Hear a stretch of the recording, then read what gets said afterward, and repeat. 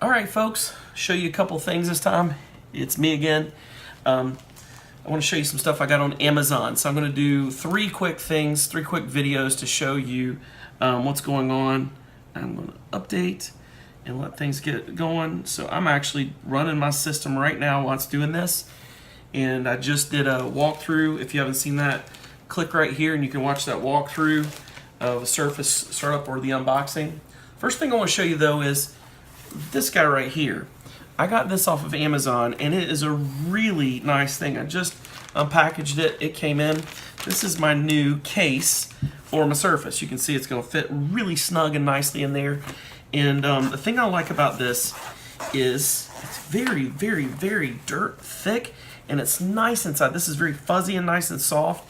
There's a thickness to this that's different. I mean, I wouldn't put anything too different and random in here. I mean, it's got pockets in there. Look at that.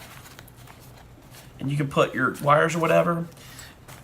I personally, if I put wires and stuff in this, I would put my Surface upside down or make sure I had a great cover for my Surface, because I don't put anything against a screen like this that can break. I've seen screens break on everything from small laptops, Acers, and that kind of stuff to anything. So I'm very careful.